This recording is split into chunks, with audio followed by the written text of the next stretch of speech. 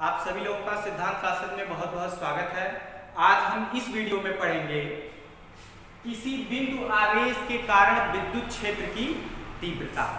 आप वीडियो को पूरा देखें क्योंकि लास्ट तक जब तक आप वीडियो को देखते नहीं हैं तो आपको पूरी तरीके से समझ में नहीं आता है, इसलिए अधूरा मत छोड़ें और वीडियो को लास्ट तक जरूर देखें। और बहुत ये इंटरेस्टेड टॉपिक है और ये जो क्वेश्चन आपके आते हैं विद्युत क्षेत्र की तीव्रता ज्ञात करने के लिए, तो इसमें अधिकतर ये कंफ्यूजन बनता है कि हम फार्मूला कौन सा अप्लाई करें, जिसके अलग अलग केसेस हैं। कहीं पर आपको बिंदु आवेश के कारण, कहीं आपको किसी गोलाकार आपको गोला लेना है उसमें किसी अवयव के कारण, अलग अलग इसके लिए स्थितियां हैं। तो आज हम जो पढ़ रहे हैं केवल बिंदु आवेश के कारण, मतलब कोई पॉइंट चार्ज होगा और उसके कारण हमको क्या ज्ञात करना है, विद्युत क्षेत्र की तीव्रता ज्ञात करनी है। ठीक है, तो इसमें सबसे पहले हम करते क्या है, जैसे फिजिक्स में तो हम पहले मान लेते हैं जो हमको डेरिवेशन करना है, जो फार्मूला ज्ञात करना है, तो सबसे पहले हम परिकल्पना करते हैं। तो सबसे पहले हम मान लेते हैं कि कोई बिंदु आवेश Q है और उससे हमको r दूरी पर क्या ज्ञात करनी है, विद्युत क्षेत्र की तीव्रता ज्ञात करनी है। देखिए हेडिंग आपका है बिंदु आवेश के कारण विद्युत क्षेत्र की तीव्रता अर्थात electric field intensity due two point charge. अब देखिए हमने मान लिया कि कोई बिंदु Q है, कोई बिंदु का आवेश क्या है, Q है, इसके कारण हमको विद्युत क्षेत्र की तीव्रता ज्ञात करनी है। और कितनी दूरी पर, r दूरी पर। हमको कहां ज्ञात करना है, देखिए बिंदु P पर ज्ञात करना है। पहले हम ऐसे सीधी रेखा खींच देंगे कि ये बिंदु आवेश Q है, इससे r दूरी पर कोई बिंदु P है, इसी बिंदु पर P पर हमको क्या ज्ञात करना है, विद्युत क्षेत्र की तीव्रता ज्ञात करनी है। तो विद्युत क्षेत्र की तीव्रता ज्ञात करने के लिए हम इस पृष्ठ को गाउसियन पृष्ठ बना लेते हैं, मतलब इसको केंद्र मान करके हमें क्या खींच देंगे, गोला खींच देंगे। क्या खींच लेंगे, गोला, ताकि हम बंद पृष्ठ बना लें, क्योंकि हमको इसमें गाउस का नियम अप्लाई करना है। और गाउस का नियम किसके लिए लगाया जाता है, जहां पे बंद पृष्ठ होता है वहां पे लगाया जाता है। इसीलिए इस बिंदु आवेश को केंद्र मान करके हम यहाँ पर गोला खींच लेते हैं। तो मान लेते हैं कि ये पूरा क्या हमारा गाउसियन पृष्ठ है और हमको जो विद्युत क्षेत्र की तीव्रता ज्ञात करनी है वहां इस बिंदु P पर। तो यहाँ पर एक थोड़ा सा छोटा सा अवयव ले लेते हैं, वो क्या है आपका ds है। यहाँ पे छोटा सा अवयव क्या लेते हैं, ds। तो चलिए अब देखिए आपका लिख भी दिया गया है कि कोई बिंदु आवेश Q है जिससे r दूरी पर विद्युत क्षेत्र की तीव्रता ज्ञात करनी है, मतलब आपको यहाँ ज्ञात करना है। तो हमने इसको क्या मान लिया, गाउसियन पृष्ठ, और अवयव क्या ले लिया, ds। तो पहले एक सूक्ष्म अवयव के कारण ज्ञात करेंगे। तो पृष्ठ अवयव ds के कारण हमको क्या निकालना है, विद्युत फ्लक्स। तो गाउस के नियम से अब आप पढ़े हैं फाई ई, लेकिन जब आप छोटा सा अवयव ले रहे हैं ds, तो जो आपको विद्युत फ्लक्स प्राप्त होगा वो भी तो छोटा ही प्राप्त होगा, इसीलिए डी फाई। ये जो डी लगा होता है इसका मतलब ये बहुत सूक्ष्म की बात करता है, अपरिभाषित रूप से।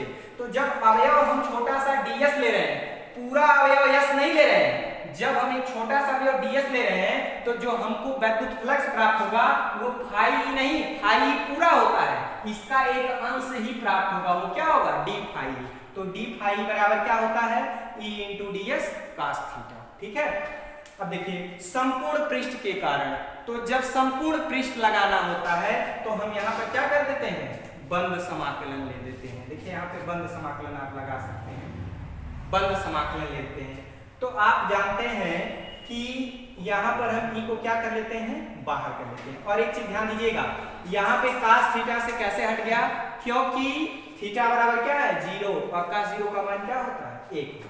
तो E को हमने क्या कर लिया यहाँ पर बाहर, बाकी ये सेम ऐसे है। अब आप इंटीग्रेशन में यानी समाकलन में पढ़ते हैं कि dx बराबर x होता है, तो d फाई बराबर क्या होगा, फाई।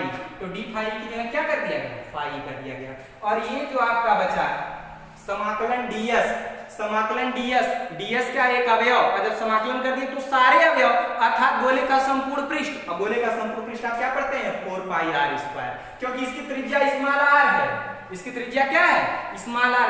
त्रिज्या मतलब जितनी दूरी पर आपको ज्ञात करना है वही त्रिज्या बनेगा। ये चीज आप क्वेश्चन में ध्यान दीजिएगा, उस बिंदु आवेश से जितनी दूरी पर पूछा रहेगा वही उसकी त्रिज्या बन जाएगा क्वेश्चन में। ठीक है, तो 4 पाई r स्क्वायर। अब इसकी जगह हमने क्या कर दिया, 4 पाई r स्क्वायर। अब इसको हमने बना लिया, इक्वेशन नंबर 1 बना लिया।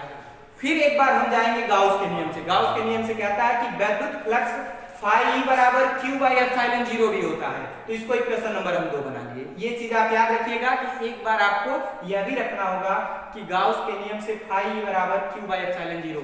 देखिए गाउस का नियम क्या कहता है कि किसी बंद पृष्ठ से होकर गुजरने वाला कुल वैद्युत फ्लक्स उससे परिबद्ध आवेश Q का 1/ε0 गुना होता है, अर्थात फाई बराबर क्या होता है Q/ε0। तो दो इक्वेशन आप बना लेंगे और उसके बाद आगे चलेंगे। तो आगे देखिए यहाँ पर आते हैं समीकरण 1 और 2 से। अब समीकरण 1 और 2 में आप देख रहे हैं क्या LHS दोनों के बराबर है, ठीक है, तो RHS भी आपस में बराबर होंगे मैथमेटिकल फंडामेंटल से। तो हम इनको क्या कर रहे हैं बराबर कर, जब LHS बराबर है तो RHS भी क्या होंगे बराबर होंगे, दोनों हमने बराबर कर दिया। अब हमको निकालना क्या है, चूंकि E निकालना है तो 4πr² को इधर ले जाकर के ढाल देंगे। तो अभी बराबर हमारा निकल गया 1/4πr² Q/ε0 और वैद्युत क्षेत्र की तीव्रता का मात्रक क्या होता है न्यूटन प्रति कूलम, हम यहाँ पे रख देंगे। तो अब हमने पता कर लिया कि किसी बिंदु आवेश के कारण जो हमको वैद्युत क्षेत्र की तीव्रता ज्ञात करनी है, तो सिर्फ हमको क्या याद देखना होगा कि कितनी दूरी पर निकालना है और आवेश क्या है, क्योंकि और ये आपको पता है कि r क्या है, यहाँ पे दूरी बन जा रही है, q क्या है आवेश है। अब 4π तो आपका नियतांक है, ε0 भी नियतांक है, तो आपको दो चीजें ही केवल देखना पड़ेगा। तो आपका फार्मूला जो बन जाएगा E बराबर 1/4πr² Q/ε0। तो यहाँ पर हमने प्राप्त कर लिया कि किसी बिंदु आवेश के कारण जब हम निकालेंगे वैद्युत क्षेत्र की तीव्रता तो ये होगी। अब इसमें क्या किया जाए कि कुछ ऐसा परिवर्तन कर लिया जाए कि हमको ये सूत्र नए रूप में प्राप्त हो जाए। तो क्या परिवर्तन करना है, इसी को थोड़ा सा पुनर्वितरण कर दीजिए, रीअरेंजमेंट। अब देखिए इसमें क्या हम लिख सकते हैं, ऐसे नहीं कि हम लिख दे रहे हैं, वैसे आप 1/4πε0 इधर कर दीजिए, ε0 किसके साथ कर दीजिए और Q/r² इधर कर दीजिए, ध्यान दीजिएगा यही चीज है। E बराबर ये भी हो जाएगा, देखिए ε0 किसके साथ कर लीजिए और r² को इधर कर लीजिए। तो आपको इस फार्मूले में क्या मिल गया 1/4πε0। और जब इस चैप्टर में आपको शुरुआत किया गया था तो आपको बताया गया था कि 1/4πε0 नियतांक है, जिसका मान क्या होता है 1/4πε0 बराबर होता है 9×10⁻⁹, ये आपको बताया गया है। तो एक नियतांक है, तो नियतांक को हम क्या मान सकते हैं यहाँ पे k मान सकते हैं। तो 1/4πε0 बराबर k। तो अगर k मान लिए तो इसकी जगह हम क्या रख दें k। तो हमको वैद्युत क्षेत्र की तीव्रता क्या मिल गई E बराबर k Q/r²। अब थोड़ा सा और परिवर्तन करते हैं कि अगर आपको उसी आवेश पर बल पूछ देता है, कभी कभी क्या होता है उसी क्वेश्चन में आपसे पूछता है कि उस बिंदु आवेश पर कितना वैद्युत बल कार्य करेगा, तब क्या करते हैं। तो E बराबर वैद्युत क्षेत्र की तीव्रता आप ये भी पढ़े थे F/Q0। E बराबर आप क्या पढ़े थे F/Q0 कि किसी आवेश के कारण अगर आपको वैद्युत क्षेत्र की तीव्रता ज्ञात करनी है तो यह F/Q0 होता है। तो इसको समीकरण नंबर 3, इसको 4, ठीक है। और देखिए 3 और 4 से तो क्या है दोनों के LHS बराबर हैं, तो RHS भी आपस में क्या कर देंगे बराबर कर देंगे। अब चूंकि आपको बल निकालना है तो Q0 इधर जाके क्या हो जाएगा गुणा हो जाएगा। तो आपने क्या पाया F बराबर के Q0/r², ये आपको प्राप्त हुआ।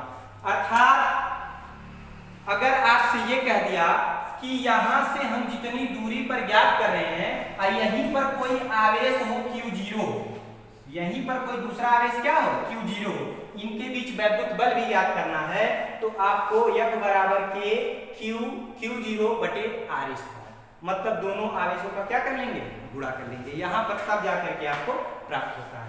तो इस वीडियो में आपने ये पूरी तरीके से समझा कि बिंदु आवेश के कारण वैद्युत क्षेत्र की तीव्रता क्या होती है। तो बिंदु आवेश के कारण वैद्युत क्षेत्र की तीव्रता ये होती है, और 1/4πε0 जो आपका है ये नियतांक है, इसका मान आप k रखेंगे और k की जगह भी वही मान आप रख देंगे। तो वीडियो को आप एक दूसरे से साझा करें और लाइक करें और कमेंट करना न भूलें कि आपको टॉपिक कैसा लगा।